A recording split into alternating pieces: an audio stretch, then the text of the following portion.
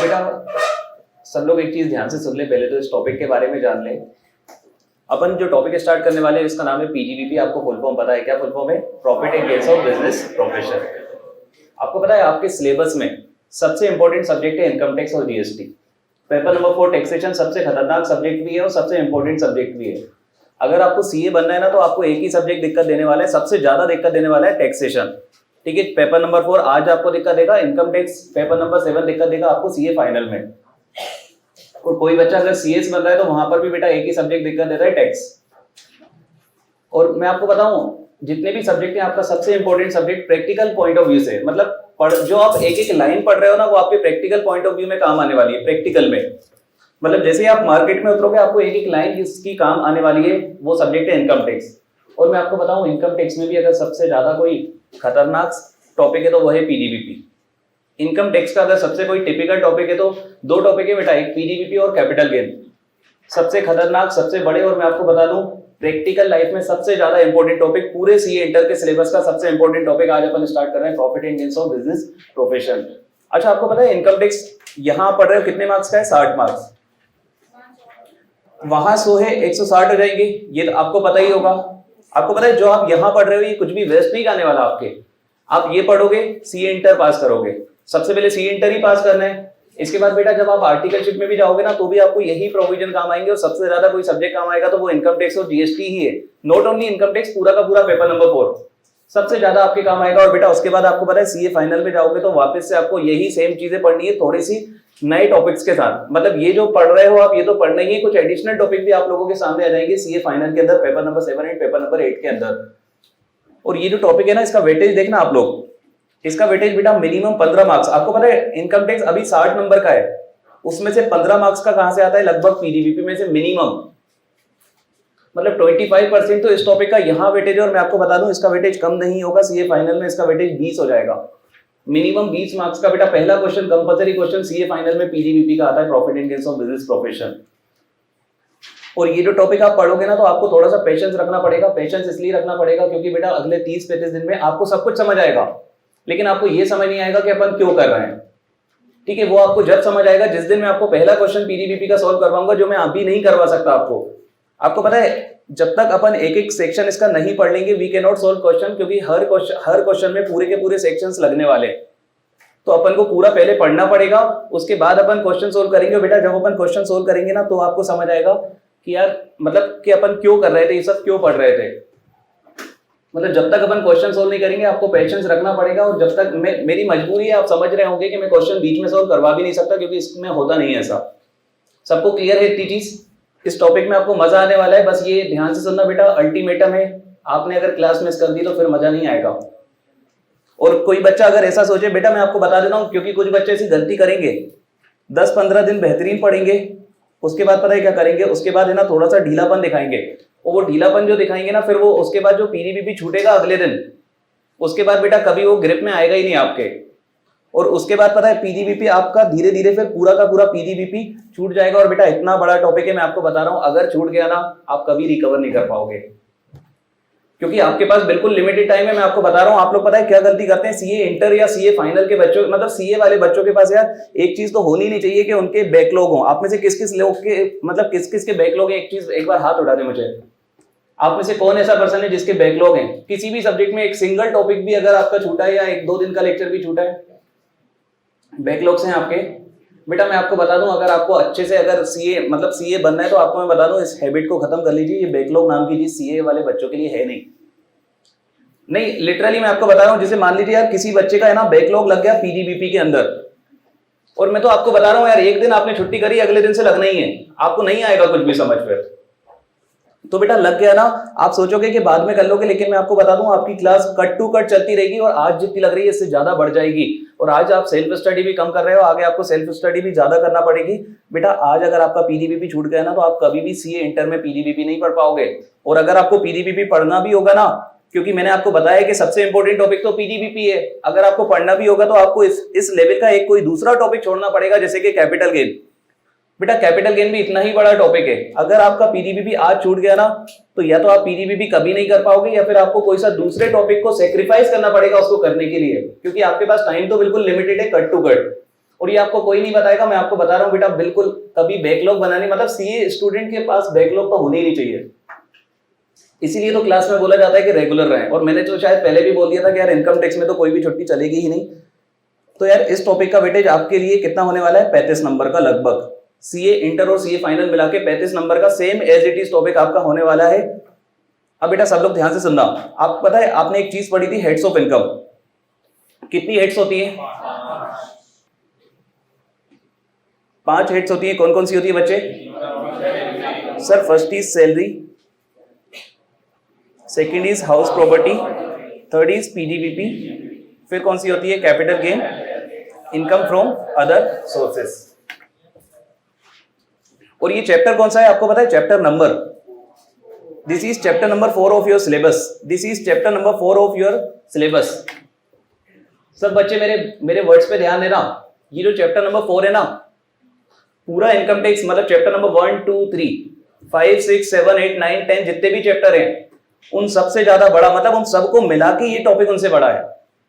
ये अकेला चैप्टर पूरा इनकम टैक्स पे भारी है। मैं आपको क्या बता रहा हूं, आप समझ लो बेटा, इनकम टैक्स के 2 पार्ट हैं, अदर टॉपिक हैं जो कि छोटे छोटे से हैं, और बेटा एक क्या है इसका अपना हेड्स ऑफ इनकम। और इस हेड्स ऑफ इनकम में भी बेटा 2 ही हेड है जिनमें दम है, एक है पीडीबीपी और एक है कैपिटल गेन। और इन दोनों हेड का मैं आपको बता दूं, सीए इंटर और फाइनल में मिला के वेटेज 80 मार्क्स है। आपको पता है पीडीबीपी का बाप है कैपिटल गेन। जब अपन बात करें वेटेज की, आप समझ रहे हैं मेरी बात, पीडीबीपी में से 35 मार्क्स का आता है बेटा, सीए फाइनल में पूरा पेपर ही कैपिटल गेन पे बेस्ड होता है। और दोनों टॉपिक एज इट इज अपन पढ़ने वाले हैं, बहुत अच्छे से अपन पढ़ने वाले हैं। बस मैं आपको ये सब बातें क्यों बता रहा हूं, मैं आज आपको मतलब इसलिए बता रहा हूं कि यार आपको पता हो कि कितनी इंपॉर्टेंट चीज आप पढ़ रहे हो। जितनी भी चीज आप पढ़ रहे हो, मैं आपको बता रहा हूं, सीए इंटर में आप पीडीबीपी से इंपॉर्टेंट टॉपिक ही नहीं पढ़ोगे। सीए इंटर लेवल पे पीडीबीपी से इंपॉर्टेंट कोई भी टॉपिक आपका नहीं होने वाला। और बेटा अगर किसी को आर्टिकलशिप में अच्छा करना है ना, तो उसको भी सबसे ज्यादा काम का टॉपिक है पीडीबीपी। 2 टॉपिक बेटा बहुत काम के होते हैं, एक पीडीबीपी बहुत काम का है आर्टिकलशिप में, और एक बेटा टीडीएस टीसीएस सबसे लास्ट में पढ़ेंगे, वो टॉपिक भी आर्टिकलशिप के पॉइंट ऑफ व्यू से बहुत काम का है। टीडीएस और TCS, tax deducted at source and tax collected at source, अपन करेंगे, मैं कराऊंगा आपको लास्ट वाला टॉपिक टीडीएस टीसीएस। चलिए अच्छा एक काम करते ना यार, किसी बच्चे ने सेक्शन के बारे में पूछा तो एक बार अपन ये हेड्स ऑफ इनकम के साथ थोड़े से सेक्शन भी डिस्कस कर लें, ताकि आपको थीम पता रहे कि कैसा क्या रहता है। आपको पता है सैलरी में आपने एक सेक्शन पढ़ा होगा, मुझे नहीं मालूम, शायद अंशुल सर सेक्शन नहीं पढ़ाते हैं, मतलब चार्जिंग सेक्शन नहीं पढ़ाते हैं, सेक्शन नंबर 15 सर ने बताया क्या? नहीं बताया। चलिए मैं आपको बताता हूं व्हाट इज चार्जिंग सेक्शन। सब लोग फोकस करना है यार अच्छे से। बेटा सैलरी के नीचे लिखा है मैंने, सब लोग ध्यान से सुनना। आपको पता है चार्जिंग सेक्शन क्या होता है बेटा? आज मैं आपको बता रहा हूं, क्योंकि मेरी अप्रोच चार्जिंग सेक्शन के हिसाब से होती है। चार्जिंग सेक्शन का मतलब होता है कब कोई इनकम टैक्स एक्ट में टैक्सेबल होगी। आप समझना मेरी बात, कितने हेड्स ऑफ इनकम है? 5 हेड्स। तो बेटा इनकम टैक्स में 5 चार्जिंग सेक्शन भी हैं। और आपको मैं बता दूं, ये सिर्फ इतनी ताकत सिर्फ इनकम टैक्स एक्ट के पास है कि इसके पास 5 चार्जिंग सेक्शन है बेटा। बाकी सभी एक्ट में 1 चार्जिंग सेक्शन होता है। जैसे जीएसटी की बात करेंगे ना, तो जीएसटी के अंदर चार्जिंग सेक्शन है सेक्शन नंबर 9। आप समझना मेरी बात, जीएसटी के अंदर चार्जिंग सेक्शन कौन सा है? Section number 9। हर एक्ट, कस्टम एक्ट की बात करोगे तो कस्टम एक्ट में भी एक ही चार्जिंग सेक्शन है, मतलब हर एक्ट में एक ही चार्जिंग सेक्शन होता है। लेकिन इनकम टैक्स पता है कुछ हेड्स में बटा हुआ है, इसलिए यहाँ पर कितने चार्जिंग सेक्शन है? 5। हाउस प्रॉपर्टी का अलग होगा, सैलरी का अलग होगा, पीडीबीपी का अलग होगा, कैपिटल गेन का अलग होने वाला है, और इनकम फ्रॉम अदर सोर्सेज का अलग होने वाला है। और बच्चे एक चीज ध्यान से सुनना यार, पूरे टॉपिक का सबसे इंपॉर्टेंट कोई सेक्शन होता है तो वो चार्जिंग सेक्शन ही होता है, क्योंकि उसका काम बताना होता है कि कब इनकम यहाँ टैक्सेबल होगी। आपको पता है सेक्शन नंबर 15 आप पढ़ चुके हैं, लेकिन आपको पता नहीं है चार्जिंग सेक्शन, क्योंकि अंशुल सर की पढ़ाने की तरकीब अलग रहती है। यहाँ पर सेक्शन नंबर 15 आप पढ़ चुके हैं, मैं आपको बता दूं। आपको पता है कब कोई इनकम सैलरी के अंदर टैक्सेबल होती है? कोई मुझे बता सकता है? नहीं, ये तो आप मुझे टाइमिंग बता रहे हो। I am talking about fact. आपको पता है जब भी एम्प्लॉयर एम्प्लॉय रिलेशनशिप की वजह से कोई पेमेंट मिलता है, कहां टैक्सेबल होता है यार? सैलरी के अंदर। सुनना मेरी बात, आप एग्री करते हैं या नहीं करते हैं इससे? जब भी कोई अमाउंट एम्प्लॉयर एम्प्लॉय की रिलेशनशिप की वजह से मिल रहा है, तो वो अमाउंट कहां टैक्सेबल हो जाता है? सैलरी के अंदर बेटा। ये बोलता है सेक्शन नंबर 15। ये वर्ड्स किसके हैं? Section number 15। ये मेरे वर्ड्स नहीं है बेटा। सेक्शन नंबर 15 क्या बोलता है कि जब भी किसी पर्सन को कोई अमाउंट किस वजह से मिल रहा है, एम्प्लॉयर एम्प्लॉय के रिलेशनशिप की वजह से, कहां टैक्सेबल होने वाला है? Income from salary. आपको ये ऑलरेडी पता है, बस आपको ये नहीं पता कि ये कौन बोलता है बेटा, सेक्शन नंबर 15। ऐसे ही बेटा, ऐसे ही हाउस प्रॉपर्टी का चार्जिंग सेक्शन होता है सेक्शन नंबर 22। बच्चे ध्यान से सुनना, क्योंकि किसी बच्चे ने मुझसे सेक्शन पूछा था। आपको पता है सेक्शन नंबर 15 से सैलरी स्टार्ट हुआ और 22 से कौन सा स्टार्ट हुआ है, हाउस प्रॉपर्टी। आपको पता है इसका मतलब क्या, 15 से लेके 21 तक, आप समझ रहे हैं मेरी बात। अच्छा सेकंड चीज, और 22 से स्टार्ट हुआ, 28 से पीजीबीपी स्टार्ट हो रहा है बच्चे। तो आप मुझे बताओ 22 से लेके 27 तक के सेक्शन कहां आ जाएंगे, हाउस प्रॉपर्टी। और इधर मैं आपको बता दूं सेक्शन नंबर 45 कैपिटल गेन, मतलब 28 से लेके 44 तक के सेक्शन कहां आने वाले यार, पीजीबीपी के अंदर। और बेटा इधर ये स्टार्ट होता है अपना सेक्शन नंबर 56। और मैं आपको बता दूं, आपको चार्जिंग सेक्शन बेटा भले ही अंशुल सर नहीं पढ़ा है, मैं आपको पढ़ा दूंगा आज के बाद। आपको हमेशा याद रखना है सैलरी का चार्जिंग सेक्शन, सेक्शन नंबर 15 क्या बोलता है यार, any amount received due to employer employ relationship shall be taxable under the head salary. आपको पता है किस टाइम टैक्सेबल होगा, at the time of accrual और रिसीट व्हिचएवर, अक्रूड और रिसीट व्हिचएवर इज अर्लियर, पढ़ा होगा आपने। ये सब बातें कौन कर रहा है बेटा, सेक्शन नंबर 15। आपको क्लियर है सेक्शन नंबर 15, दो बातें करी बेटा उसने। पहले तो उसने बताया कब सैलरी के अंदर टैक्सेबल होगा, जब एम्प्लॉयर एम्प्लॉय का रिलेशनशिप होगा। सेकंड चीज क्या बताई, किस टाइम पे टैक्सेबल होगा, अक्रूड और receipt whichever is earlier. Clear है आपको। ऐसी बेटा सब लोग पता है चार्जिंग सेक्शन पढ़ लेना, क्योंकि अभी भले ही हेड्स ऑफ इनकम नहीं पढ़ रहे हो, मतलब अभी भले ही आप हाउस प्रॉपर्टी नहीं पढ़ रहे हो, लेकिन बेटा चार्जिंग सेक्शन को समझ लेना। आगे मैं वापस से करवाऊंगा आपको, ऐसे कोई वो नहीं है, सिर्फ समझाने के पॉइंट ऑफ व्यू से कि कैसा क्या होता है। तो बेटा दिस वाज सेक्शन नंबर 15। अब मैं आपको हाउस प्रॉपर्टी का चार्जिंग सेक्शन बताऊंगा, सब लोग ध्यान से सुनना, किसी को अगर समझ नहीं भी आए तो रिस्पेक्टिव टॉपिक में कवर हो जाएगा। बेटा सेक्शन नंबर 22 बोलता है कि कब कोई इनकम कहां टैक्सेबल होगी, हाउस प्रॉपर्टी के अंदर। सेक्शन नंबर 15 क्या बोलता है, कब कोई इनकम कहां टैक्सेबल होगी, सैलरी के अंदर। तो 22 क्या बोलेगा, कब कोई इनकम कहां टैक्सेबल होगी बच्चे, हाउस प्रॉपर्टी के अंदर। मैं आपको बता दूं हाउस प्रॉपर्टी के अंदर सेक्शन 22 बोलता है अगर आप किसी घर के ओनर हैं। सेक्शन 22 बच्चे क्या बोलता है, अगर आप किसी घर के ओनर हैं, सब लोग फोकस करिएगा बच्चे, अगर आप किसी घर के ओनर हैं और आपने बताया रेंटल इनकम कमाई, बेटा अगर आप किसी घर के ओनर हैं और आपने कौन सी इनकम कमाई है, रेंटल इनकम। तो मैं आपको बता दूं ओनर ऑफ हाउस प्रॉपर्टी, ध्यान से सुनना, लैपटॉप की बात नहीं हो रही है, मशीन की बात नहीं हो रही है, किसकी बात हो रही है, घर की। इनकम फ्रॉम हाउस प्रॉपर्टी, समझ रहे होंगे आप। अगर आप किसी घर के मालिक हैं, किराएदार नहीं बेटा, क्या है, मालिक, और आपने कौन सी इनकम कमाई है, रेंटल इनकम। आप लोग कमाते हैं यार बहुत सारे अपने घर में, बहुत सारे किराए वगैरह की इनकम कमाई जाती है, कहां टैक्सेबल होती है, इनकम फ्रॉम हाउस प्रॉपर्टी के अंदर। कौन सा सेक्शन बोलता है, सेक्शन नंबर 22। क्लियर है आपको। बेटा ध्यान से सुनना, चार्जिंग सेक्शन के साथ पढ़ने में मजा ही कुछ अलग आता है, इसलिए सब लोग फोकस करना। सेक्शन नंबर 15 सैलरी वाला अभी पूछूंगा मैं आपसे एक बार, मैं ऐसा नहीं मान के चल रहा हूं कि आपको बिल्कुल क्रिस्टल क्लियर हो जाए, लेकिन जो है वो यही है, इतने सिंपल सिंपल से, लेकिन मैं आपको बता रहा हूं ताकि आप ग्रिप में ला पाओ उसको। तो बेटा ये हो गया अपना सेक्शन नंबर 22। आपको पता है सेक्शन नंबर 28 में आएंगे बाद में, क्योंकि उसे तो पढ़ना ही है अभी। सेक्शन नंबर 45 पता है क्या बोलता है, सेक्शन नंबर 45 बोलता है अगर बेटा ध्यान से सुनना, अभी आपने पता है हाउस प्रॉपर्टी को किराए पे दिया था तो कौन सी हेड के अंदर टैक्सेबल हुआ था, हाउस प्रॉपर्टी। बेटा अगर आपने हाउस प्रॉपर्टी को बेच के कोई प्रॉफिट कमा लिया तो पता है कहां टैक्सेबल होगा, कैपिटल गेन। समझना मेरी बात, किराए पे देके कमाया हाउस प्रॉपर्टी, बेच के कमाया कैपिटल गेन। आप समझ रहे हैं मेरी बात। अगर इसी घर को आपने किराए पे दिया, रेंटल इनकम कौन से हेड में टैक्सेबल होगी, section number 22 house property. Sir अगर इसी घर को, इस बिल्डिंग को सर मैंने 5 करोड़ में खरीदा था, 10 करोड़ में बेच दिया, कितना कमाया है, 5 करोड़, कहां टैक्सेबल होगा बच्चे, कैपिटल गेन के अंदर। क्लियर है आपको ये चीज। एग्जैक्ट चार्जिंग सेक्शन की वर्डिंग्स अपन पढ़ेंगे, अभी सिर्फ अपन अंडरस्टैंडिंग ले रहे हैं कि कब कौन सी हेड के अंदर जाने वाली है इनकम। और लास्ट में पता है इनकम फ्रॉम अदर सोर्सेस। ध्यान से सुनना बेटा, इसको मैं पढ़ा बहुत बेसिक लेवल पे ही रहा हूं और ये ऐसे ही है, लेकिन इस पे कुछ बारीक क्वेश्चन आपसे पूछूंगा, आपका सिर्फ प्रेजेंस ऑफ माइंड चेक करने के लिए। आप लोग आंसर करना, मेरे को अच्छा लगेगा अगर आपने आंसर करा। इनकम फ्रॉम अदर सोर्सेज का चार्जिंग सेक्शन है सेक्शन नंबर 56। बेटा सेक्शन नंबर 56 बड़ा ही प्यारा सेक्शन है, बोलता है अगर कोई इनकम है जो टैक्सेबल होने वाली है, ध्यान से सुनना, अगर कोई इनकम है जो टैक्सेबल होने वाली है, लेकिन ना तो वो सैलरी के अंदर कवर थी, ना हाउस प्रॉपर्टी में कवर थी, ना पीजीबीपी में कवर थी, ना कैपिटल गेन में कवर है, तो उसको कहां कवर कर लेना, इनकम फ्रॉम अदर सोर्सेज। समझना मेरी बात, अगर कोई इनकम ना तो किसी दूसरे हेड में कवर नहीं हो रही तो बेटा उसका कौन हो जाएगा, इनकम फ्रॉम अदर सोर्सेज। ऐसा बोलता है चार्जिंग सेक्शन नंबर 56। आपको इतनी बात क्लियर है? इतनी बात क्लियर है। चलो एक बारीक पॉइंट पूछूंगा मैं आपसे, मैं एक्सपेक्ट कर रहा हूं कि आप बता तो सकते हैं, मतलब देखो मैंने आपको पढ़ाया नहीं और पॉइंट बहुत बारीक है।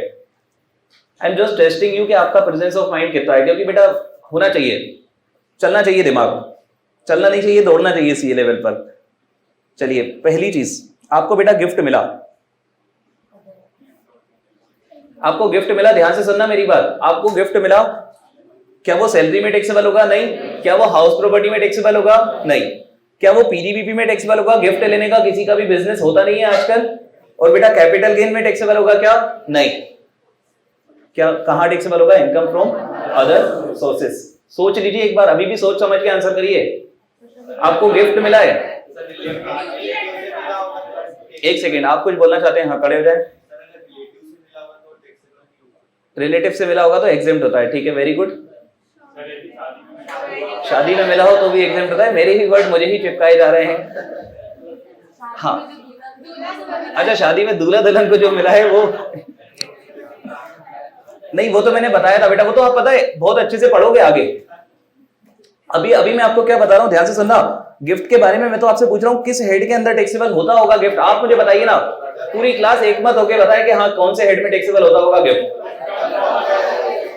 सर गिफ्ट तो कोई भी फॉर्म में हो सकता है बेटा, कोई भी फॉर्म में हो टैक्स तो लग के रहेगा, कोई भी फॉर्म में हो टैक्स तो लग के रहेगा। अभी अपन इसकी बात कर लेंगे। आप लोग गिफ्ट के बारे में क्या बोल रहे हैं? इनकम फ्रॉम अदर सोर्सेस, पक्का ना?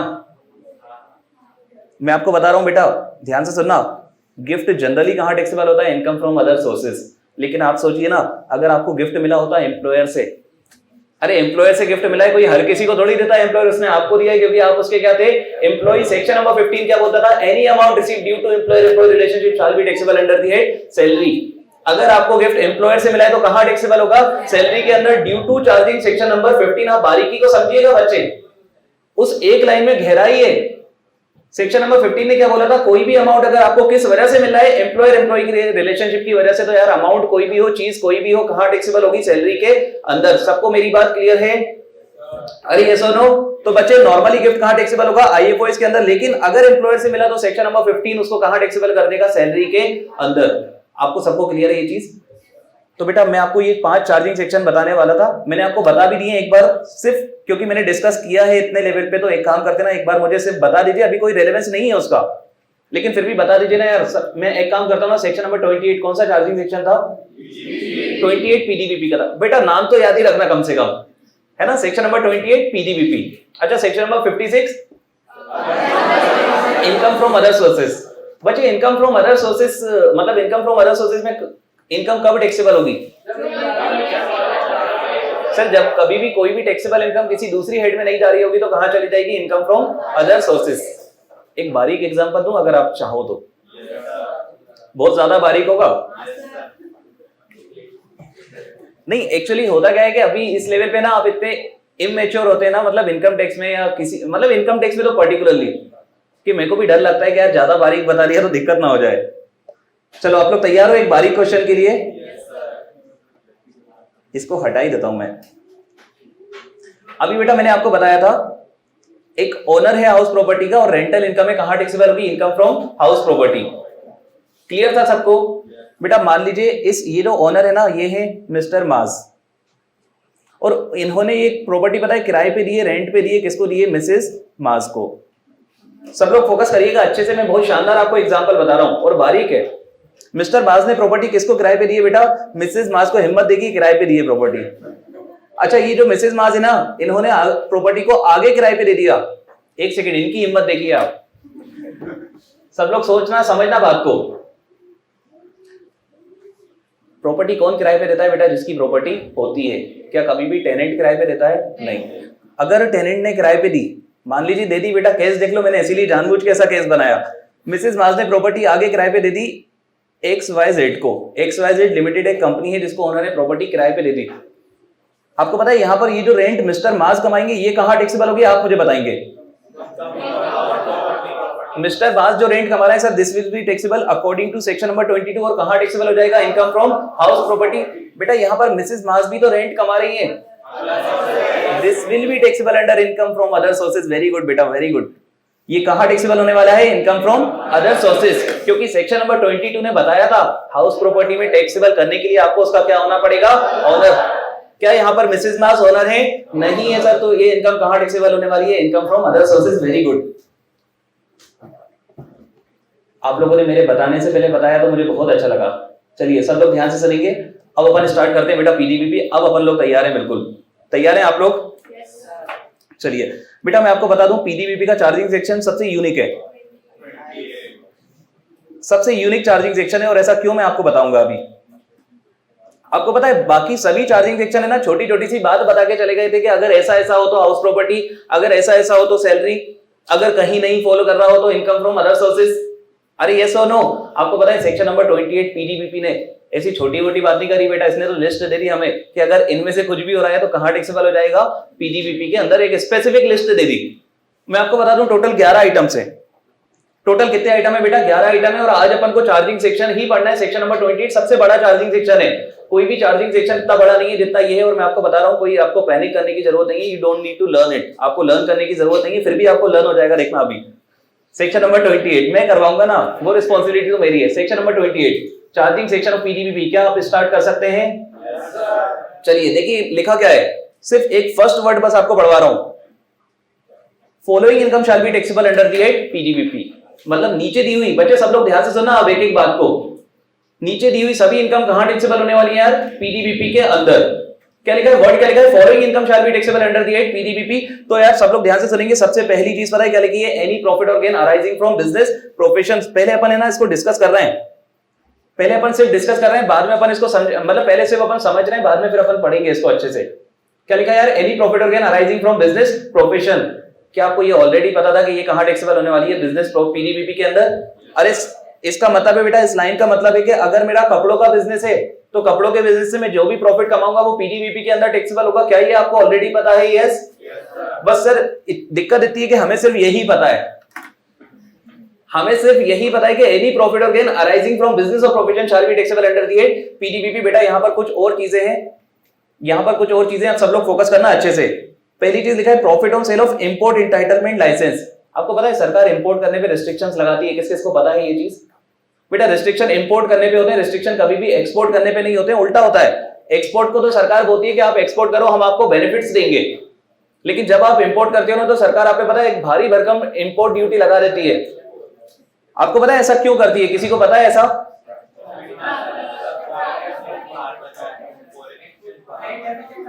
बेटा वेरी गुड, इस बच्चे ने बिल्कुल करेक्ट आंसर बताया। आपको पता है? नहीं ध्यान से सुनिए सब लोग। आपको पता है ये हमारे पास एक है ना, ये टब है, मतलब ये हमारे पास एक टैंक है, और इस टैंक के अंदर पता है क्या रखा है? फॉरेन करेंसी रखी है, डॉलर, पाउंड, डॉलर रखा है बेटा, पाउंड रखा है, यूरो रखे हैं, ऐसे बहुत सारी फॉरेन करेंसी रखी है। सब लोग ध्यान से सुनना बात को, बेटा ध्यान से सुनना। एक टैंक है आपके पास, उसके अंदर बहुत सारे डॉलर्स रखे हैं, पाउंड्स रखे हैं, फॉरेन करेंसी रखी है, दुनिया की सभी करेंसी इसमें रखी होगी हमारे पास, इंडिया के पास। आपको पता है? ध्यान से सुनना। अब क्या काम करते हो तो इंडिया में पैसा आता है? सर जब हम एक्सपोर्ट करते हैं ना, जब हम एक्सपोर्ट करते हैं तो हमारे पास क्या आता है? Dollars, pounds. अरे आते हैं या नहीं आते हैं? लेकिन सर जब हम इंपोर्ट करते हैं तो सर हमारे इस टैंक में से पाउंड्स, डॉलर्स चले जाते हैं। और बेटा मैं आपको बता दूं किसी भी देश का फ्यूचर इस टैंक पे डिपेंड करता है, किसी भी देश का फ्यूचर इसी पे डिपेंड करता है। आपको पता है पाकिस्तान अभी दिवालिया होने वाला है, ऐसा क्यों? ऐसा नहीं है कि उसके पास पाकिस्तानी रुपीस की कोई कमी है, नहीं, पाकिस्तान के पास क्या खत्म हो गया है? Foreign currency. एक सेकेंड, फॉरेन करेंसी का इतना बड़ा रोल? आपको पता है वी आर इंडिपेंडेंट कंट्री। हम क्या है यार? एक इंडिपेंडेंट कंट्री यार। India is independent nation, yes और नो? बेटा हम इंडिपेंडेंट है in terms of democracy, we are not independent in terms of resource. अगर हमको पेट्रोल चाहिए तो किसके पास जाना होता है? दुबई के पास, यस। बेटा पेट्रोल लेने तो दुबई चले जाने दे यार। मैं आपको क्या बता रहा हूं? मैं आपको ये बता रहा हूं कि we are independent in terms of democracy. हमें बोलने का हक है, हमें वोट देने का हक है, लेकिन we are not independent in terms of resources. बेटा अगर आपको रिसोर्सेज चाहिए तो आपको किसके पास जाना पड़ता है? दूसरे देशों के पास। और दूसरे देश आपको जब तक रिसोर्सेज नहीं देते, जब तक आप उनको क्या ना दे दो? डॉलर्स और पाउंड्स और फॉरेन करेंसी ना दे दो। तो किसी भी कंट्री की बेटा पॉलिसी इसी तरीके से रहती है कि उसके पास है ना फॉरेन करेंसी का भंडार हो, उसके पास फॉरेन करेंसी बहुत सारी पड़ी हो। क्योंकि अगर फॉरेन करेंसी खत्म हो गई ना तो कोई भी देश आपकी हेल्प करने से बंद कर देगा। आपको पता है श्रीलंका, अभी आप लोगों ने देखा था ना श्रीलंका में क्या क्या हुआ? सुना था, आप लोगों ने सुना ही होगा। बेटा क्या ही हुआ था? फॉरेन करेंसी खत्म हो गई थी और पाकिस्तान भी उसी कगार पर है। आप समझ रहे हैं मेरी बात? तो बेटा सभी देश है ना अपनी पॉलिसी किस हिसाब से बनाते हैं कि फॉरेन करेंसी का उनके पास बहुत अच्छा आने का बहुत अच्छे रास्ते हो। मतलब जितना आप एक्सपोर्ट करेंगे ना सरकार उतना आप लोगों से खुश होगी। आपको पता है एक्सपोर्ट करने पे सरकार क्या बेनिफिट देती है? सरकार आप पे इनकम टैक्स भी नहीं लगाती, सरकार आप पे जीएसटी भी नहीं लगाती, और भी कई सारे आपको ड्यूटी ड्रॉबैक्स और पता नहीं ना जाने क्या क्या बेनिफिट दिए जाते हैं जस्ट फॉर एक्सपोर्ट। क्यों? क्योंकि सरकार चाहती है बेटा, दिल से चाहती है कि आप क्या करें? एक्सपोर्ट करें। लेकिन जैसे ही आप इंपोर्ट करने जाते हो ना, तो सरकार अगर किसी चीज पे 20% लगाने वाली होती है तो वहां पर 120% कर देती है। सरकार आपको डिस्करेज करती है, आपको सरकार पता है क्या चाहती है, आप क्या नहीं करें यार, इंपोर्ट ना करें। तो बेटा इंपोर्ट क्योंकि इतना इतना खतरनाक चीज है कि मतलब अपने देश की फॉरेन करेंसी इंडिया के बाहर जाती है, इसलिए इंपोर्ट पे रिस्ट्रिक्शंस होते हैं। इसलिए बेटा इंपोर्ट का लाइसेंस होता है। तो यहां पर देखिए क्या लिखा है, profit on sale of import entitlement licence. आपने आपका इंपोर्ट इंटाइटलमेंट लाइसेंस ही बेच दिया। अरे मुझे इंपोर्ट करने का लाइसेंस मिला हुआ था, मैंने उस लाइसेंस को ऐसे बेच दिया, उस पे जो भी प्रॉफिट कमाया कहां टैक्सेबल होगा यार, पीजीबीपी के अंदर। 2 पॉइंट मैंने आपको बताया अभी तक। कौन कौन से पॉइंट बताए? एनी प्रॉफिट और gain arising from business profession, any profit on sale of import entitlement licence. तीसरी चीज बेटा duty drawback cash compensatory support. आपको पता है ड्यूटी ड्रॉबैक क्या होता है? आज के बाद ध्यान रखना हमेशा बेटा, जिसको आप अपनी भाषा में रिफंड बोलते हो ना, रिफंड, व्हाट इज रिफंड? वापस। तो बेटा जिसको आप रिफंड बोलते हो उसी को कस्टम एक्ट, कस्टम एक्ट पता है किस पे लगता है? फॉरेन, वही एक्सपोर्ट इंपोर्ट पर। कस्टम एक्ट आप पढ़ोगे सीए फाइनल में, किस पे लगता है बेटा? इंपोर्ट और एक्सपोर्ट पर। तो कस्टम एक्ट आप जिसे रिफंड बोलते हो उसको कस्टम एक्ट क्या बोलता है यार? Duty drawback. तो यार अगर सरकार ने आपको ड्यूटी ड्रॉबैक दे दिया, सरकार ने आपकी कस्टम ड्यूटी वापस कर दी, क्या वो टैक्सेबल हो जाएगी? यस बच्चे, वो टैक्सेबल हो जाएगी। किस हेड के अंदर टैक्सेबल होगी? पीजीबीपी के अंदर। अच्छा यहां पर एक और चीज लिखी है, कैश कंपनसेटरी सपोर्ट। बेटा कभी कभी ड्यूटी ड्रॉबैक की जगह सरकार आपको कैश में पहले से एडवांस में कुछ सपोर्ट कर देती है, उसको क्या बोलते हैं? Cash compensatory support. मैं आपको जी,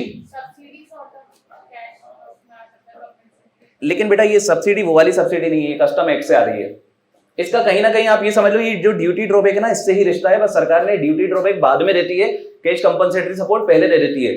आप मुझे सिर्फ 3 पॉइंट जो अभी पढ़े ना उसमें ये बता दो। एक तो बेटा जनरल पॉइंट है, ये वाला पॉइंट कौन सा है? जनरल। अच्छा सिर्फ यही सेक्शन इसका थ्योरेटिकल सेक्शन है और यही सेक्शन इसका वैक सेक्शन है। तो पहला तो जनरल सेक्शन हो गया, और दूसरा सेक्शन किससे रिलेटेड था? इंपोर्ट। और तीसरा सेक्शन भी किससे रिलेटेड है? Import export. सब लोग ध्यान से सुन लेना अच्छे से। क्या क्या पढ़ा अभी अपन ने? एनी प्रॉफिट और gain arising from business profession. Second क्या पढ़ा? Profit on sale of import entitlement licence. तीसरा क्या पढ़ा यार? कैश कंपनसेटरी सपोर्ट और ड्यूटी ड्रॉबैक। चौथी चीज और पढ़ लीजिए, क्योंकि एक और पॉइंट इंपोर्ट एक्सपोर्ट से रिलेटेड है बच्चे, profit on sale of DEPB, duty entitlement passbook. क्या यार? ड्यूटी इंटाइटलमेंट पासबुक, ये बेनिफिट होते हैं, मैं आपको बता रहा हूं। ये जितने भी पॉइंट अपन पढ़ रहे हैं ना, these are benefit covered under custom act. ये किसके बेनिफिट है? कस्टम एक्ट के। और ये बेनिफिट अगर किसी को मिल रहा है तो सरकार पता है एक हाथ से बेनिफिट दे रही है। बेटा ये बेनिफिट देने वाली पर्सन भी कौन है? सरकार। सरकार आपको बेनिफिट दे भी रही है और साथ में उसको क्या भी कर रही है? टैक्सेबल। और किस हेड के अंदर टैक्सेबल कर रही है? पीजीबीपी के अंदर। तो यहां पर क्या लिखा है यार? Profit on sale of duty entitlement passbook और duty free replenishment certificate. 2 document लिखें, DEPB DFRC, duty entitlement passbook और duty free replenishment certificate. 4 point बेटा मैंने आपको बताया, ये 4 पॉइंट में ही बस आपको थोड़ा सा समझने वाली चीज थी। मतलब समझने वाली चीज क्या थी कि कुछ पॉइंट इसमें इंपोर्ट एक्सपोर्ट से रिलेटेड बेनिफिट्स हैं। एक काम करता हूं, मैं इसको हटा रहा हूं। चलिए सेक्शन नंबर 28 कौन सा सेक्शन है? Charging section. सब लोग फोकस करेंगे, सबका ध्यान होना चाहिए। सेक्शन नंबर 28 कौन सा सेक्शन है? Charging section. और चार्जिंग सेक्शन में अभी आपने 4 पॉइंट पढ़े। पहला पॉइंट क्या पढ़ा? एनी प्रॉफिट और gain arising from business profession will be taxable under the head PGBP. अरे यस और नो? सेकंड आपने क्या पढ़ा? इंपोर्ट एक्सपोर्ट से related 3 benefit, profit on sale of import entitlement licence, cash compensatory support, duty drawback, या फिर duty entitlement passbook या duty free replenishment certificate. बेटा वर्ड्स ध्यान से सुन लो, duty entitlement passbook, duty free replenishment certificate. ये तीनों चीज क्या है? आपको याद रखने में आसानी होगी। तीनों चीज इंपोर्ट और एक्सपोर्ट के क्या है? बेनिफिट्स। अरे क्या आपको इतनी बात क्लियर है? बस इसके बाद अब मजा आएगा क्या? इतनी बात क्लियर है आपको? चलिए इसके बाद बेटा पॉइंट नंबर 5 छोड़िए, पॉइंट नंबर 6 एक बार रीड करिए जल्दी से। एक सेकेंड, गिफ्ट एक बार पढ़ लीजिए, मुझे कंफ्यूजन हो रही है। Any gift benefit perquisite arising due to business profession. बेटा ध्यान से सुना यार, क्या लिखा है? Any gift benefit perquisite arising due to business profession. बच्चे ध्यान से सुनना। एग्जांपल अपन ने पता है, अभी एक एग्जांपल लिया था गिफ्ट का, यहां पर मैं इसको नोट डाउन कर रहा हूं वापस से। गिफ्ट अगर आपको एम्प्लॉयर से मिला, आप देखिए कितनी वैरायटी हो रही है। एक गिफ्ट के केस में कितनी वैरायटी हो रही है। गिफ्ट अगर एम्प्लॉयर से मिला तो सैलरी। बेटा थर्ड पॉइंट समझने वाला कुछ है ही नहीं। बस थर्ड पॉइंट में आपको ये ध्यान रखना है कि दिस इज रिफंड, जिसको आप रिफंड बोलते हैं नॉर्मली, उसको यहां पर क्या बोलते हैं? Duty drawback. आपको ये टर्मिनोलॉजी बस ध्यान रहनी चाहिए। इधर ध्यान से सुनना सब लोग। गिफ्ट ये है समझने वाला पॉइंट। गिफ्ट बेटा गिफ्ट एम्प्लॉयर से मिला तो कहां टैक्सेबल होगा? सैलरी। बेटा यही गिफ्ट अगर आपको नॉर्मली मिला, नॉर्मली कहां टैक्सेबल होता है? Income from other sources. Normally मिलता है तो कहां टैक्सेबल होता है बेटा? Income from other sources. लेकिन ध्यान से सुनना, अगर गिफ्ट आपको बेटा कस्टमर से मिला है या क्लाइंट से मिला है, आपको पता है सीए वगैरह को बिल्डर फ्लैट्स वगैरह गिफ्ट कर देते हैं। मैंने आपको बताया था फ्लैट्स वगैरह गिफ्ट कर देते हैं, तो बेटा वो गिफ्ट आपको किससे मिला है? कस्टमर से मिला है, आपके क्लाइंट से मिला है, that will be taxable under PGBP. समझना मेरी बात। सेक्शन नंबर 28 ने क्या बोल दिया कि कोई भी गिफ्ट मिलने की वजह अगर बिजनेस प्रोफेशन है, अगर गिफ्ट मिलने की वजह बिजनेस प्रोफेशन है, तो वो गिफ्ट कहां टैक्सेबल होने वाला है बेटा? पीजीबीपी के अंदर। समझना मेरी बात। गिफ्ट नॉर्मली कहां टैक्सेबल होगा? Income from other sources. Employer से मिलेगा तो कहां टैक्सेबल होगा? Salary due to charging section number 15। और वही गिफ्ट बेटा अगर आपको आपके क्लाइंट से, कस्टमर से मिलेगा तो कहां टैक्सेबल होगा? सेक्शन नंबर 28 के अंदर, पीजीबीपी। चलिए एक काम करिए, 5 पॉइंट कौन कौन से हैं जल्दी से। अभी आपको पता है एक पॉइंट मैंने छुड़वाया हुआ है, वो एक पॉइंट थोड़ा सा अलग टाइप का है, इसलिए उसको लास्ट में करवाऊंगा। Section number 28, following shall be taxable under the PGBP. ऑस्टिन, section number 28, following shall be taxable under the PGBP. क्या क्या पॉइंट पढ़े अभी तक अपन ने? एनी प्रॉफिट और gain arising from business profession, profit on sale of import export से रिलेटेड कितने पॉइंट पढ़े? 3। कौन कौन से यार? Profit on sale of import entitlement licence, cash compensatory support, duty drawback, duty entitlement passbook, duty free replenishment certificate. 3 point import export से related पढ़े, एक जनरल पॉइंट पढ़ा। इसके बाद हमने पढ़ा कि any gift received due to business और profession will be taxable under the head. सबसे पहला पॉइंट अपन ने पढ़ा था कि एनी प्रॉफिट और gain arising from business profession, कोई भी प्रॉफिट एंड गेन जो हम बिजनेस या प्रोफेशन से कमाएंगे वो कहां टैक्सेबल होने वाला है यार? पीजीबीपी के अंदर। इसके बाद वाले पता है वो सेकंड, थर्ड और फोर्थ पॉइंट पे बहुत सारे बच्चे कंफ्यूज हो रहे हैं। वो पता है इसकी जड़ में जाना चाह रहे हैं कि ये है क्या। बेटा मैं आपको बता रहा हूं, ये एक्सपोर्ट की स्कीम्स हैं, उसके कुछ बेनिफिट्स हैं। ये इंपोर्ट एक्सपोर्ट से रिलेटेड कुछ बेनिफिट्स हैं, आपको उससे कोई मतलब नहीं है।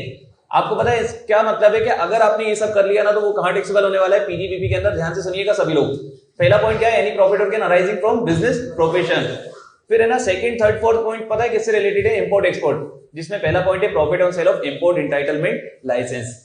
अगर आपने बेटा इंपोर्ट एंटाइटलमेंट का लाइसेंस बेच के कोई प्रॉफिट कमाया, कहां टैक्सेबल होगा? पीजीबीपी के अंदर। या फिर सरकार ने आपको कैश कंपनसेटरी सपोर्ट दे दिया या फिर ड्यूटी ड्रॉबैक दे दिया, वो भी कहां टैक्सेबल होने वाला है? पीजीबीपी के अंदर। जिस टाइप से बेटा सरकार सब्सिडी या अदर बेनिफिट देती है ना, वैसे ये भी कुछ बेनिफिट है जो सरकार ने हमें दिए। और अगर हमने इन बेनिफिट्स को बेच के, जो इंपोर्ट एक्सपोर्ट से रिलेटेड बेनिफिट है, अगर हमने इनको बेच के कोई भी प्रॉफिट कमाया तो वो कहां टैक्सेबल होने वाला है बच्चे? पीजीबीपी के अंदर।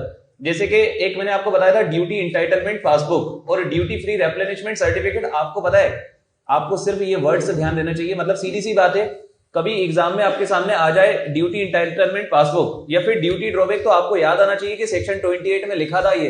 मतलब ये कहां टैक्सेबल होने वाला है? पीजीबीपी के अंदर। बस आपको सिर्फ इतनी सी चीज ध्यान रखनी है, आपको सिर्फ आइडेंटिफाई करना है। You don't need to learn this section. आपको ये सेक्शन लर्न करना ही नहीं है, आपको सिर्फ आइडेंटिफाई करना है कि इन 11 अभी तो आपने पढ़े नहीं है, इन 11 में से कोई भी आइटम अगर आपके सामने दिख जाए ना तो आपको समझ आना चाहिए कि सेक्शन नंबर 28 ऑफ पीजीबीपी के अंदर कहीं ना कहीं कवर था। मतलब ये कहां टैक्सेबल होने वाला है बच्चे? पीजीबीपी के अंदर। मैंने आपको बताया गिफ्ट के बारे में क्या बताया था, जल्दी एक बार बताएंगे मुझे। गिफ्ट अगर मुझे पर्सनल रिलेशन की वजह से मिलता है तो अदर सोर्सेज।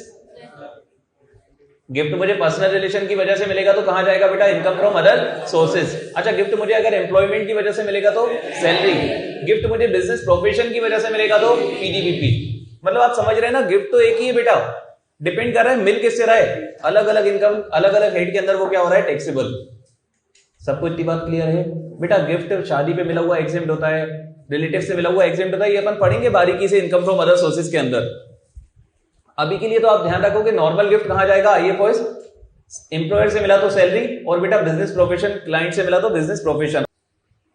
एक चीज बताइए, पार्टनर को पार्टनरशिप हमसे क्या मिल सकता है?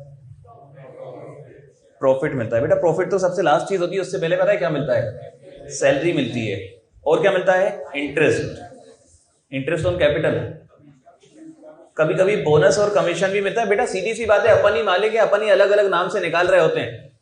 मालिक कौन ही होते हैं यार? पार्टनर। वो अलग अलग नाम से निकाल रहे होते हैं। कभी वो खुद को पैसा देते हैं, उसको सैलरी बोलते हैं, कभी इंटरेस्ट बोलते हैं, कुछ तो भी बोलते हैं यार। ये दोनों एग्री करते हैं आप इस बात से? आपको पता है सेक्शन नंबर 28 क्या बोलता है? पार्टनर को पार्टनरशिप फर्म से कुछ भी अमाउंट मिलेगा that will be taxable under the head PGBP. ध्यान से सुनना बच्चे, पार्टनर को पार्टनरशिप फर्म से कुछ भी अमाउंट मिलेगा, कहां टैक्सेबल होगा? Profit and gains of business profession. आपको पता है, अगर मैं आपको ये पॉइंट नहीं बताता और यहां नहीं लिखा होता तो आप मुझे बताइए पार्टनर को मिली हुई सैलरी कहां टैक्सेबल होना चाहिए थी? सैलरी के अंदर। लेकिन मुझे बताओ क्या वो सैलरी के अंदर टैक्सेबल होगी? नहीं। क्यों? क्योंकि आपको सेक्शन नंबर 28 ने क्या बनाया? सेक्शन नंबर 28 ने बोला कि पार्टनर को पार्टनरशिप फर्म से कुछ भी अमाउंट मिले, नाम जाए भाड़ में, पार्टनर को पार्टनरशिप फर्म से कुछ भी अमाउंट मिल रहा है तो वो कहां टैक्सेबल होगा? Profit and gains of business profession. क्योंकि कहां पर लिखा है बेटा? Section number 28। ये पॉइंट बहुत इंपॉर्टेंट है, इस पॉइंट में आप गलती करेंगे इनिशियल लेवल पर, आगे जाके गलती नहीं करेंगे। इस पॉइंट को ध्यान रखना। मैंने आपको क्या बोला? जो पॉइंट बेटा ज्यादा काम किए ना उन पॉइंट को मैं स्टार मार्क करते जा रहा हूं यहां पर आपके लिए, मतलब इनको आपको समझना होगा। मैंने आपको क्या बोला? पार्टनर को पार्टनरशिप फर्म से कुछ भी मिले, किसी भी नाम से मिले, हमेशा कहां टैक्सेबल होगा? पीडीबीपी के अंदर। क्लियर है इतनी बात सबको? चलिए एक एग्जांपल आपके सामने ले रहा हूं।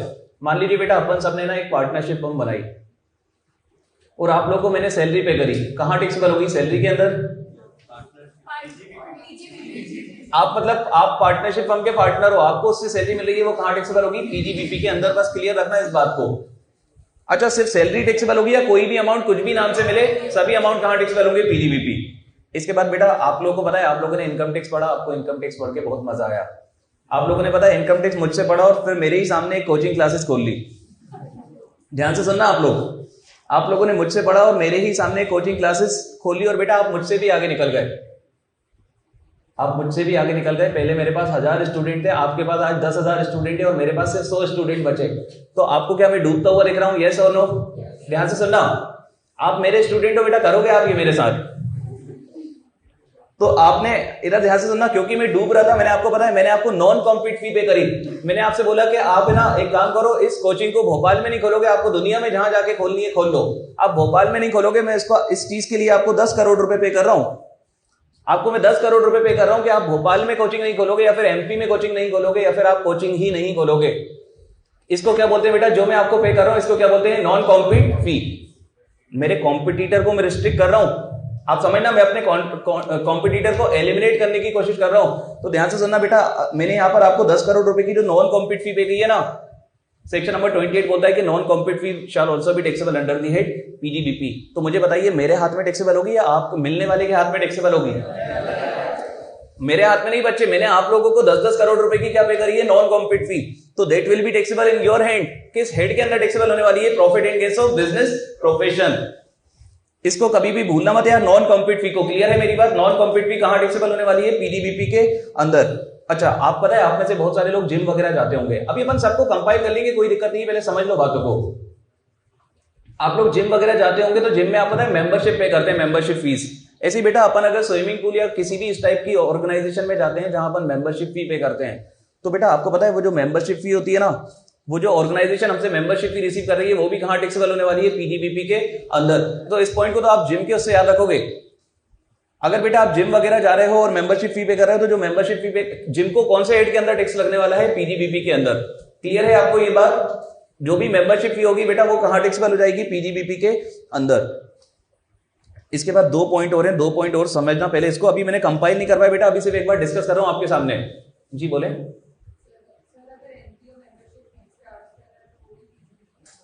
बेटा एनपीओ वो भी पीजीबीपी के अंदर एक्चुअली देखिए वर्ड देखिएगा एक बार, मैं आपको बताता हूं, अभी मैं आपको करवाऊंगा स्पेसिफिकली। आप जैसे देखो, मैं एक एनजीओ हूं और एनजीओ अगर सबके लिए कोई काम कर रहा है तो कोई दिक्कत नहीं है। अगर एनजीओ स्पेसिफिकली मिस्टर मास से कोई काम करवाने के या कोई बेनिफिट देने के स्पेसिफिकली मिस्टर मास से कोई चार्ज कर रहा है ना, तो वो टैक्सेबल होगा पीजीबीपी के अंदर। क्योंकि एक बार इसको, इस लाइन को एक बार पढ़िए, क्या लिखा है? Income derive by trade professional और similar association from specific service performed for its member. तो स्पेसिफिकली मतलब सीधी सी बात है बेटा, जो भी जिम वगैरह एनजीओ वगैरह आपसे मेंबरशिप फी चार्ज करेंगे वो चार्ज इसीलिए करते हैं, कुछ ना कुछ वो आपको सर्विसेज देते हैं। तो वो कहां टैक्सेबल होने वाली है? पीजीबीपी के अंदर। बिजनेस बेटा ध्यान से सुनना, ये वाला पॉइंट जो है ना, पॉइंट नंबर 10 आपको समझ नहीं आएगा और पॉइंट नंबर 10 समझना जरूरी है। आप पता है जो पॉइंट समझने की कोशिश कर रहे थे वो समझने की है ही नहीं, वो तो स्कीम के नाम है कि duty drawback, cash compensatory support, नहीं, ईमानदारी से these are just name of schemes, है ना। इंपोर्ट एक्सपोर्ट से रिलेटेड वाले आपको समझने की जरूरत नहीं है, आपको समझना वो है जो मैं आपको बताऊंगा। सबसे ज्यादा आपके समझने वाला अगर कोई पॉइंट है ना तो वो ये है फेयर मार्केट वैल्यू, और मैं आपको बता रहा हूं ये आपको इजीली समझ भी नहीं आएगा, इसलिए सब लोग फोकस करेंगे क्योंकि एक 2 पॉइंट बचे और दोनों पॉइंट समझने वाले हैं। और दोनों पॉइंट काम के हैं। क्या लिखा है यार, एक बार रीड कर लेते हैं। Fair market value of inventory. Inventory मतलब क्या होता है? गुड्स का स्टॉक। जिस चीज में ट्रेड कर रहे हैं उसके स्टॉक को क्या बोलते हैं यार? इन्वेंट्री। क्या लिखा है? Fair market value of inventory as on the date on which it is converted into capital asset. बच्चे इसको एक एग्जांपल के थ्रू समझना पड़ेगा, ये इजीली समझ में नहीं आएगा। तो यार यहां पर अपन एक एग्जांपल लेते हैं। एक सेकंड, एक आप लोगों से आपकी नॉलेज चेक करने के लिए क्वेश्चन पूछ रहा हूं, क्योंकि मैं आपको चार्जिंग सेक्शन बता चुका हूं। बेटा चार्जिंग सेक्शन पे बेस्ट क्वेश्चन मैं आपसे पूछूंगा, आप अपना दिमाग लगा के आंसर करा करिए उन्हें। आप मुझे एक चीज बताइए, एक पर्सन है मिस्टर मास, इनके पास बेटा ये जो एपीटी की बिल्डिंग है ना, ये बिल्डिंग मेरी है। आप मुझे बताओ, इस बिल्डिंग को अगर मैंने बेच दिया, सेल कर दिया, जो भी प्रॉफिट आएगा वो कहां टैक्सेबल होगा? Sir that will be taxable under capital gain. अभी हमने पढ़ा था बेटा, बिल्डिंग को अगर अपन ने किराए पे देके पैसा कमाया तो हाउस प्रॉपर्टी, और बेच के कमाया तो कैपिटल गेन।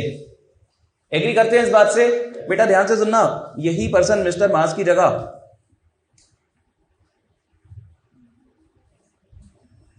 मिस्टर मास बिल्डर होते। तो अब मुझे एक चीज बताइएगा, आप समझ रहे हैं क्यों? Sir you are doing business now. अब आप क्या कर रहे हो? बिजनेस। एनी प्रॉफिट और gain arising from business profession कहां टैक्सेबल होता है? पीजीबीपी के अंदर। So this will be taxable under the PGBP. Very good, बहुत शानदार। आप लोगों ने चार्जिंग सेक्शन पकड़ लिए बेटा, बहुत काम आएंगे आपके। एनी प्रॉफिट और gain arising from business profession कहां टैक्सेबल होने वाला है? पीजीबीपी के अंदर। अब बेटा मैं आपको इससे रिलेटेड एक पॉइंट बता रहा हूं। एक पता है, मेरा प्रोजेक्ट बन रहा था, मान लीजिए ये एक प्रोजेक्ट बन रहा था जिसके अंदर मान लीजिए बेटा 1000 फ्लैट थे। ऐसे फ्लैट बनाने बैठूंगा, उसकी जगह मैंने लिख दिया कि ये मेरी बिल्डिंग है, मेरा प्रोजेक्ट बन रहा है, इसके अंदर कितने फ्लैट्स हैं? 1000 फ्लैट्स। आपको पता है इन इंडिविजुअल फ्लैट्स को मैं बेच बेच के प्रॉफिट कमाऊंगा, कहां टैक्सेबल होने वाला है? पीजीबीपी के अंदर। एग्री करते हैं सब इस बात से? आपको पता है यहां पर है ना, मैंने संन्यास ले लिया, मतलब इस काम से। सब लोग ध्यान से सुनना।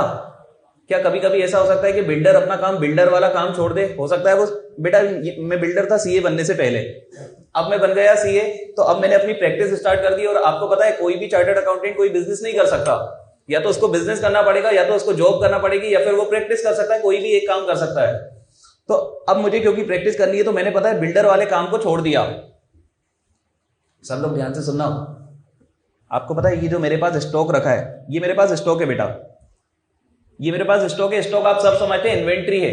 इन्वेंट्री क्यों है? क्योंकि मैं इस चीज में ट्रेड करता था, इसलिए मेरी इन्वेंट्री थी।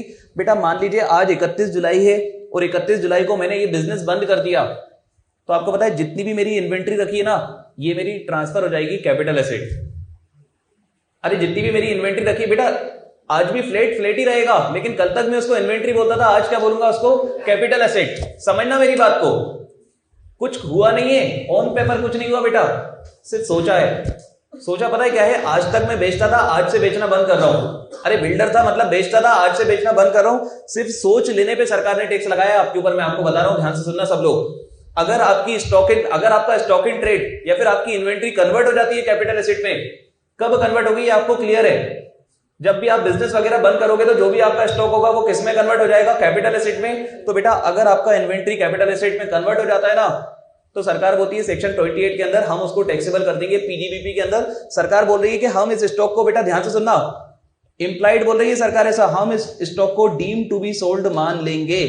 ये बिका नहीं है, आपने सिर्फ सोचा है। हम फिर भी क्या मान लेंगे यार, आपने क्या बेच दिया स्टॉक। और पता है इसको तो बेचा मान लेंगे, और किसको खरीदा मान लेंगे? Purchase of capital asset. बेटा सब लोग बहुत ध्यान से सुनना। अभी मैंने आपको इस पॉइंट के बारे में कुछ भी बताया नहीं है एज सच, बस मैं आपको इतना बताने की कोशिश कर रहा हूं कि कोई भी इन्वेंट्री आपके पास रखी है, मान लीजिए एक बिल्डर के पास बहुत सारे फ्लैट्स रखे हैं, बंगलोज रखे हैं, कल तक वो उसका क्या था? Stock in trade. अगर वो बिल्डर सोच ले कि यार कल से मैं उसको बेचूंगा नहीं, कल से तो मेरे वो क्या हो जाएंगे? Capital asset. तो बेटा सरकार ने आपके सोच लेने पे भी टैक्स लगाया, और पता है कहां टैक्सेबल होने वाला है? पीजीबीपी के अंदर। इवन सरकार ने आपको सेक्शन नंबर 28 में अमाउंट भी बता दिया। आप देखेंगे एक बार, पढ़िए क्या लिखा है। लिखा है फेयर मार्केट वैल्यू। आपको पता है फेयर मार्केट वैल्यू वर्ड क्यों लिखा है? क्योंकि आपने बेचा तो है नहीं, सेलिंग प्राइस तो कुछ है भी नहीं। तो जो भी आपके फ्लैट्स वगैरह की फेयर मार्केट वैल्यू होगी ना, जो भी आपके फ्लैट्स वगैरह की फेयर मार्केट वैल्यू होगी, वो क्या मान ली जाएगी पता है? वो पीजीबीपी मान ली जाएगी on the date on which it is converted into capital asset. किस किस को पॉइंट क्लियर है? एक बार मुझे बताइए किस किस को बात क्लियर है? बेटा कैपिटल आगे जब वो बेचेगा ना तो कैपिटल गेन लगेगा, अभी उसने स्टॉक बेचा है। समझ बात को।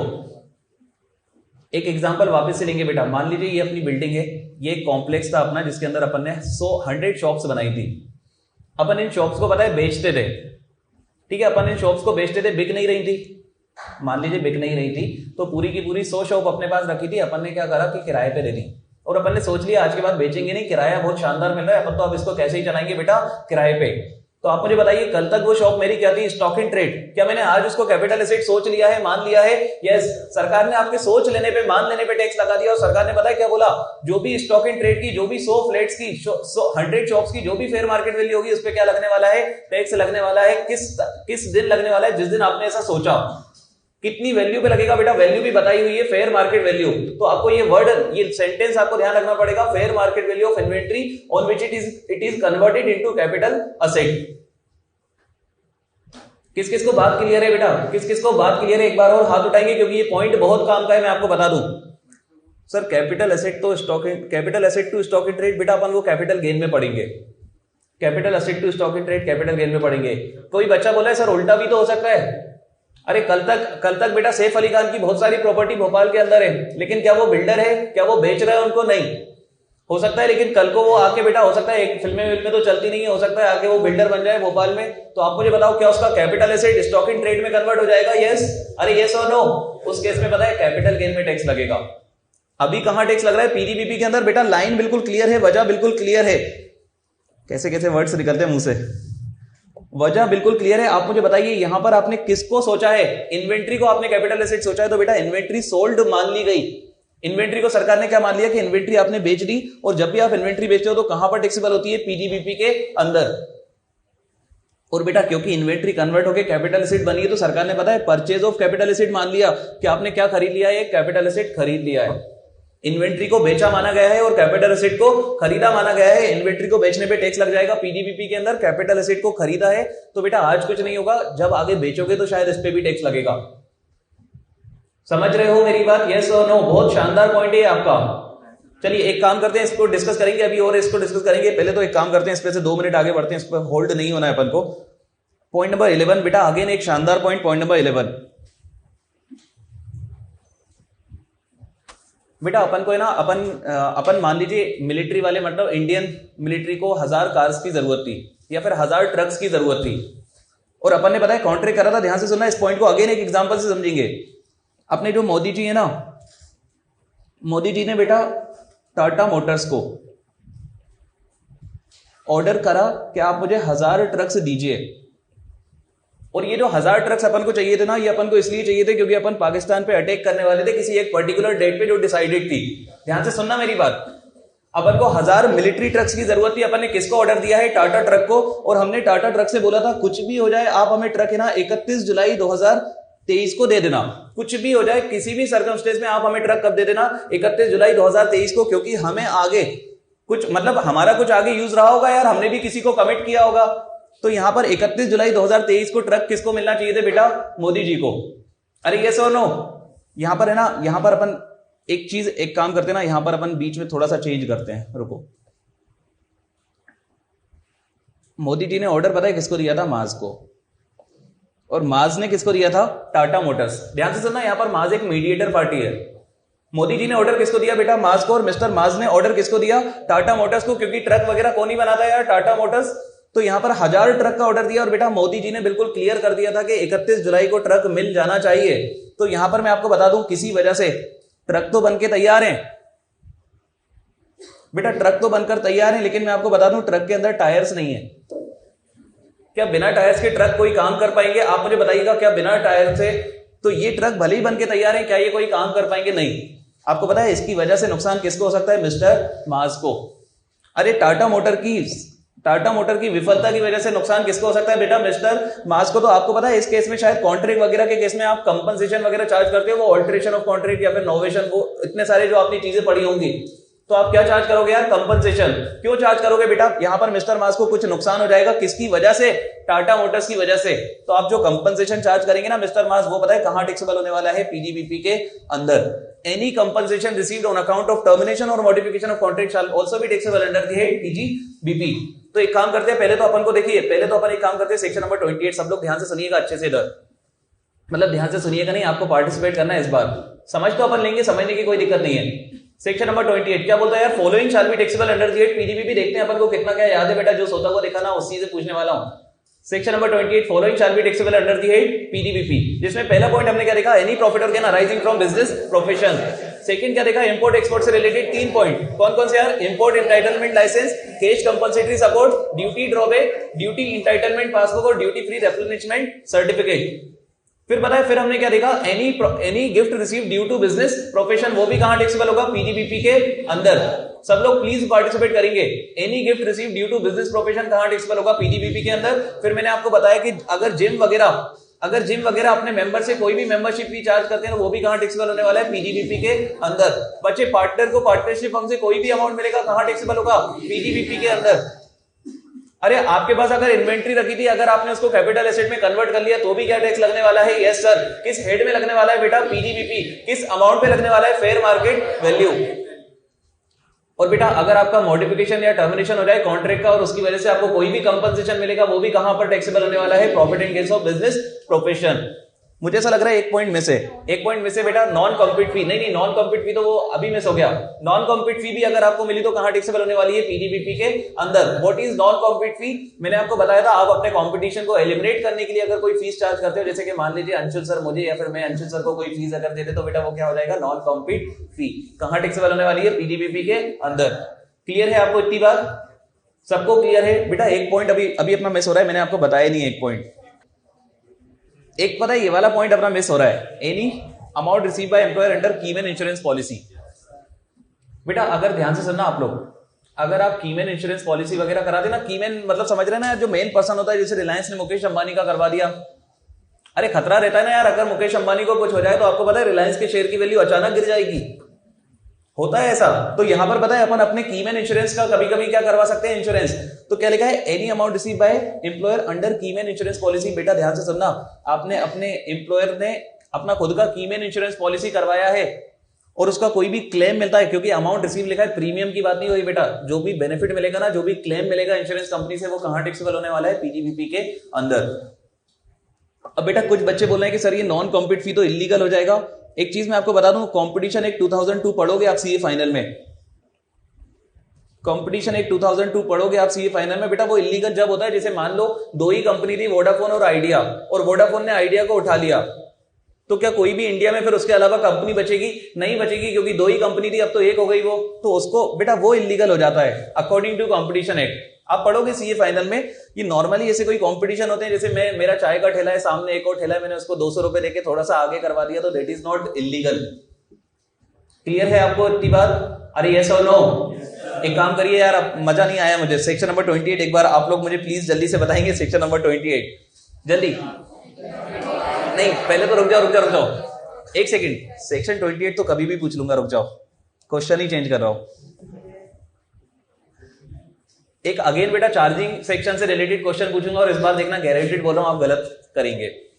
अभी तक आपने वैसे कोई भी मतलब कोई भी आंसर गलत करा नहीं है with respect to charging section, लेकिन ये आप गलत करोगे। अगर ये किसी ने सही कर दिया तो मतलब मान जाऊंगा यार।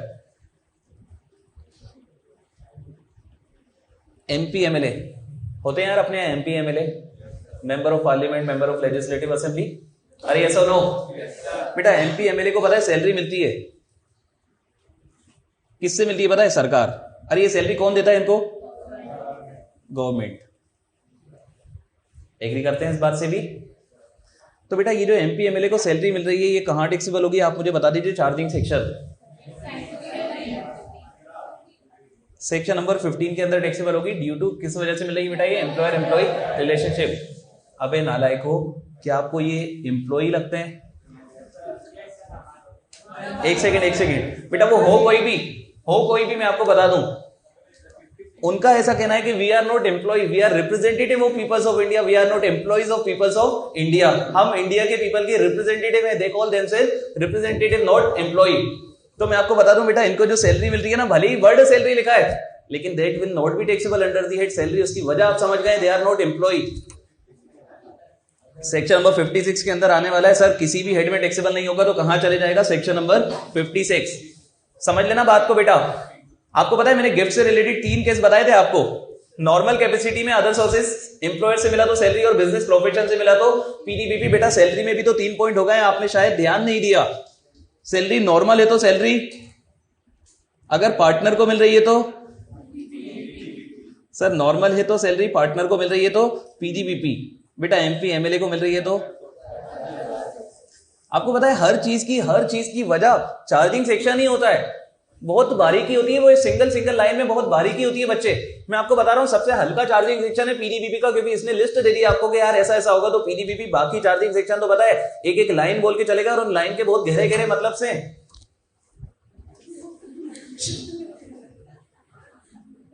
तो बेटा सैलरी के बारे में मैंने आपको क्या बताया, नॉर्मली कहां टैक्सेबल होगा, सैलरी के अंदर, और अगर पार्टनर को मिली तो कहां टैक्सेबल होगा, पीडीबीपी के अंदर। और बेटा अगर एमपी एमएलए को मिली तो they are not employ of country, they are representative of peoples of India. तो उनको जो भी अमाउंट मिला वो कहां टैक्सेबल होने वाला है, इनकम फ्रॉम अदर सोर्सेस। अब बता दो बस चार्जिंग सेक्शन। चलो ये हटा रहा हूं मैं इसके सामने। अब देखते हैं किसको फुल एनर्जी के साथ एक बार बताएंगे, और जब तक नहीं बताएंगे मैं तो 10 बार रिपीट करवाऊंगा अभी यहीं, जब तक मेरे को नहीं लगेगा कि हाँ ठीक है, सबके ऐसे मुंह हिलते हुए नहीं दिखेंगे। तो section number 28 charging section of PGBP. अच्छा ये एकमात्र सेक्शन है वेग। इसके बाद एक और छोटा सा कंसेप्ट है, वो भी अगर अभी आपने चार्जिंग सेक्शन अभी अच्छे से बता दिया ना तो ये वाला कंसेप्ट भी अपन खत्म कर लेंगे। उसके बाद फिर ऐसा थ्योरेटिकल वेग कंसेप्ट नहीं होगा कोई भी। चलिए section number 28 charging section of पीडीबीपी। क्या पढ़ा आपने, कब कब पीडीबीपी के अंदर टैक्सेबल होगा। बेटा ध्यान से सुनना, 11 पॉइंट है, एक भी पॉइंट मिस नहीं होना चाहिए। एक भी पॉइंट मिस हुआ तो वापस। और सेकंड चीज, एक भी बच्चे ने अगर मुझे बोलता हुआ नहीं दिखा और मेरे पकड़ा गया तो वापस। ठीक है, रूल मैंने आपको पहले ही बता दिया। Section number 28 charging section of पीडीबीपी क्या बोलता है यार, following shall be taxable under the head PGBP. कौन कौन सी चीजें पीडीबीपी के अंदर टैक्सेबल होने वाली है, एनी प्रॉफिट और gain arising from business profession, profit on sale of import entitlement licence, cash compensatory support, duty drawback, duty entitlement passbook, duty free replenishment certificate. सुनना मेरी बात, any amount receive under keyman insurance policy. बताया था मैंने अभी आपको, कोई भी अमाउंट जो आपको कीमैन इंश्योरेंस पॉलिसी में मिलेगा कहां टैक्सेबल होगा, पीडीबीपी के अंदर। Any gift receive due to business profession will also be taxable under the head PGBP. एक काम करना, मुझे बोलना है, आप बोलना PGBP. Any gift receive due to business profession,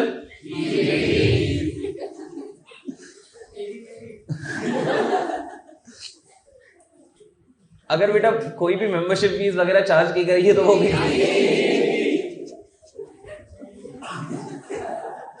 अगर कोई भी मेंबरशिप फीस वगैरह चार्ज की गई है तो पीडीबीपी। नॉन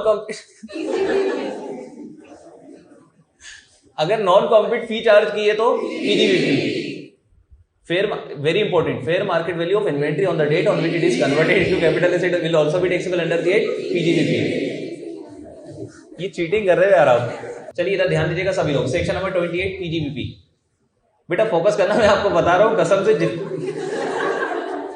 और किसी ने पीडीबीपी चिल्लाया ना।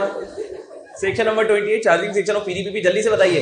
Following shall be taxable under the head PGBP. First point क्या था, एनी प्रॉफिट और gain arising from business profession. बेटा ईमानदारी से बोल रहा हूं, पार्टिसिपेट करना पड़ेगा इस बार। एनी प्रॉफिट और gain arising from business profession.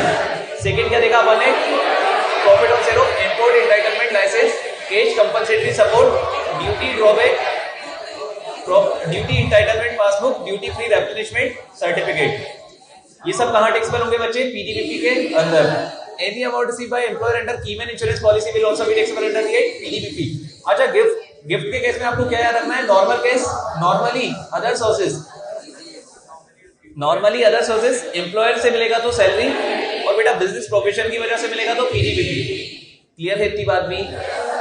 उसके बाद हमने बताया क्या रहेगा, पार्टनरशिप फंड से पार्टनर को कुछ भी मिलेगा कहां टैक्सेबल होगा, पीडीबीपी। नॉन कॉर्पोरेट फी पीडीबीपी। एक सेकंड रुक जाओ, पहले मैं लास्ट वाला पॉइंट और डिस्कस कर ले, फिर मैं आपसे स्पेसिफिकली कुछ पॉइंट जो काम के समझने वाले वो पूछूंगा कि उसका क्या मतलब है, आप मुझे बता दीजिएगा। लास्ट वाला पॉइंट था बेटा, any modification, any compensation received due to modification और termination of contract shall also be taxable under the head PGBP. अब एक काम करते हैं यार, जो पॉइंट आपके काम के ना, एक बार वो पॉइंट देख लीजिए बेटा। सबसे पहला पॉइंट आपके सबसे ज्यादा काम का है, जिसमें आपको समझने की कोई जरूरत ही नहीं है, क्योंकि वो तो आप नहीं भी पढ़ते तो भी आपको पता था बेटा, कोई भी प्रॉफिट जो आप बिजनेस या प्रोफेशन को रन करके कमाओगे वो कहां टैक्सेबल होने वाला है, पीडीबीपी के अंदर। This was the most logical point out of 11। अच्छा इसके बाद अपन बात करेंगे बेटा, ये इंपोर्ट एक्सपोर्ट से रिलेटेड 3 पॉइंट है वो आपको याद रखना ही पड़ेंगे। और बेटा इसके अलावा ये की मैन इंश्योरेंस पॉलिसी वाला कोई बहुत ज्यादा रेलेवेंट नहीं है, लेकिन ये गिफ्ट वाला पॉइंट आपको समझ में आना चाहिए कि gift normally other sources, employer से मिला तो सैलरी, और बेटा अगर क्लाइंट से मिला तो बिजनेस प्रोफेशन। गिफ्ट वाले पॉइंट के अलावा सबसे बेहतरीन पॉइंट है पार्टनर वाला। पार्टनर को पार्टनरशिप फर्म से कुछ भी अमाउंट मिलेगा कहां टैक्सेबल होगा? पीजीबीपी के अंदर। किसी भी नाम से मिले भाई, सैलरी मिले, नाम जाए भाड़ में यार, पार्टनर को पार्टनरशिप फर्म से कुछ भी मिलेगा कहां टैक्सेबल होगा? हमेशा पीजीबीपी के अंदर। आपको पता है क्यों? ऐसा क्यों? कोई मुझे लॉजिक बता सकता है चार्जिंग सेक्शन को सोचते हुए कि why not salary, why not section number 15? Sir हम तो खुद ही मालिक है ना, कोई एम्प्लॉय थोड़ी है किसी के, हम तो खुद ही क्या है यार उसके मालिक। तो कोई भी अमाउंट आपको एम्प्लॉयर एम्प्लॉय रिलेशनशिप की वजह से मिल ही नहीं रहा, इसीलिए वो कहां टैक्सेबल हो रहा है बच्चे? पीजीबीपी के अंदर। और बेटा नॉन कॉम्पिट फी, आपको बेटा नॉन कॉम्पिट फी तो पीजीबीपी की वजह से ही मिल रही है। अरे नॉन कॉम्पिट फी मिलने की वजह भी तो बिजनेस प्रोफेशन ही है, तो भैया वो भी कहां टैक्सेबल होने वाली है? पीजीबीपी के अंदर। नॉन कॉम्पिट फी क्लियर है आपको? अगेन बेटा ये बहुत शानदार पॉइंट है जो एग्जाम में आपको टेस्ट किया जाएगा। नॉन कॉम्पिट फी क्लियर है आपको ये चीज? फिर ये जिम वाला केस आप ध्यान रखना कि कोई भी मेंबरशिप फीस वगैरह आप चार्ज करते हो तो कहां टैक्सेबल होता है? पीजीबीपी के अंदर। पॉइंट नंबर कौन सा है? Point number 10। अगर इन्वेंट्री अपनी कैपिटल एसेट में कन्वर्ट होती है तो कहां टैक्स लगने वाला है? पीजीबीपी के अंदर। एक सेकेंड, बेचा तो कुछ है नहीं, टैक्स क्यों लगेगा?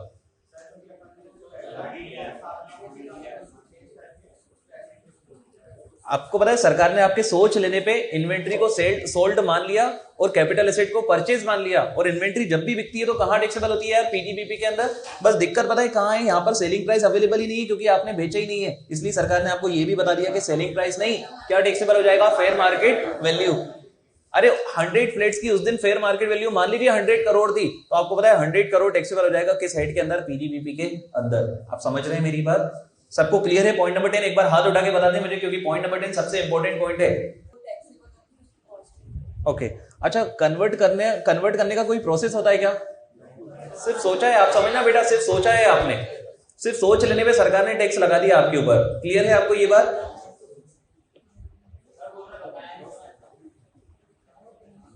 बेटा सरकार को पता चल जाता है आपसे ज्यादा तेज वो सोचती है। और फिर ये मैंने आपको बताया था एनी, ये पॉइंट कौन बताएगा मुझे खुद से एक बार? किसी ने कोई कंपनसेशन, बेटा यहां पर पता है किसी पार्टी को नुकसान हो रहा है, बिजनेस प्रोफेशन में ही नुकसान हो रहा है और आपकी वजह से हो रहा है, जिसका आप कंपनसेशन पे कर रहे हो, कहां टैक्सेबल होगा? पीजीबीपी के अंदर। अच्छा एक चीज बताइएगा, अगर टाटा मोटर, अपन ने जो एग्जांपल लिया था वहां पर अगर टाटा मोटर बेटा कोई भी कंपनसेशन देती नहीं तो क्या टैक्सेबल होता? नहीं। अगर मिलेगा तो कहां टैक्सेबल होगा? पीजीबीपी। नॉन कॉम्पिट फी मिलेगी तो कहां टैक्सेबल होगी? पीजीबीपी के अंदर। क्या आपको ये सब बातें क्लियर है सेक्शन नंबर 28 की? चलिए टाटा बाय बाय, अल्लाह हाफिज, टेक केयर, खुश रहिए। इसी तरह के इन्फॉर्मेटिव वीडियोस देखने के लिए हमारे चैनल को सब्सक्राइब करें और लेटेस्ट वीडियोस को सबसे पहले देखने के लिए बेल आइकॉन को हिट करें। साथ ही लाइक और शेयर करना ना भूलें। APT educating India.